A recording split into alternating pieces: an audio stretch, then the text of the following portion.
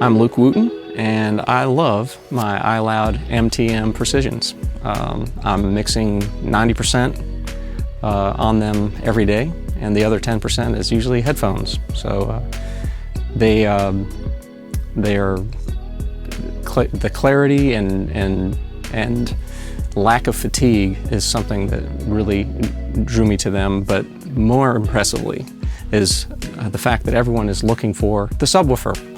And it's the fact that you can have an upright bass or even, an EDM drop and feel it in your shirt from a speaker that size is really impressive. If I had to compare the Precision to another monitor, it would probably be something that had a sub, just because of the low-end definition. But the correction mode that comes with the software is something that I've never experienced on any other speaker. The way that I can take the speakers out of this room into a space that's not acoustically in the ballpark of a commercial recording studio and still get really close to what I hear in here is impressive. And I'm still wearing the comfortable shoes of the Precisions when I'm working on them. When I decided to get the Precisions, it was 100% based on how they sounded. I didn't even realize that there was a room correction software that came with them. But kind of diving into the software, it's a really impressive tool, and it kind of opens a whole new world of possibilities. I definitely at some point would like to set up an Atmos rig with them because I love the way they sound. Most of my clients, the first thing they do is look under the console to see what subwoofer I'm using with the Precisions. When we are doing Atmos mixes and we're on the big in-wall speakers, of course, you've got 4 18-inch subwoofers in the front wall. But then when you switch from a stereo mix from the wall to the MTM, there's no noticeable difference in the low end or the amount of low end, especially in really, like 40 hertz content that you would not expect to be hearing from a speaker that size.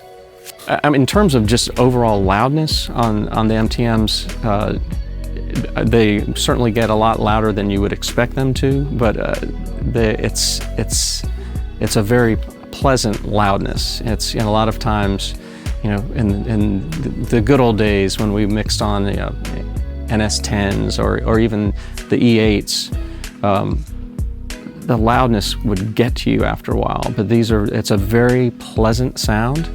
It's non-fatiguing, and I've converted my console to a standing desk. Usually my legs get tired before my ears do, just because they're very easy to listen to. I think the most recent project that we've mixed in here is a tribute to Chet Atkins. And it's actually my mentor, Carl Jackson, is producing it. And we had everyone from James Taylor, Vince Gill, Brad Paisley, Eric Clapton, and I can say with probably 14 different players on the album, and there was never a mixed version 2 sent out to a single one of the players. They all loved the mixes. Now they weren't in here approving the mixes, I was just sending them out, but it's pretty unusual to be able to have that many artists on an album and not have multiple rounds of mix notes. I think that speaks to how well mixes translate from the MTMs.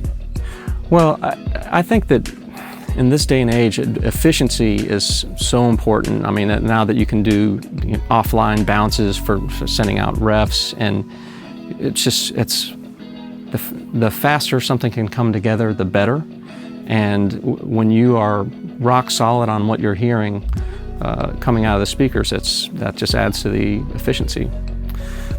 I think just in terms of the entire landscape, I mean, reverb tails, all the little details that you hear in a mix that are so important to a mix, it's all there, but just in a very pleasant sound. There's no hype and you know, the 2 to 4K range that can be fatiguing. It's and it's with the ARC software. I mean, you can actually see exactly where there might be a bump in your room and exactly how it's fixing it. And it's really, you know, to go from the flat speaker mode to the tuned even in a room like this that was a Michael Cronin designed room, it makes a big difference. Probably the most important tool as a mixer is your monitor, because, you know, if you want to use an SSL styled EQ, I mean, there are 5 different manufacturers that have an E-series EQ. You have multiple options, but the most important thing is being confident in what's coming out of the speakers. You know, you can mix completely in the desk. You can mix completely in the box.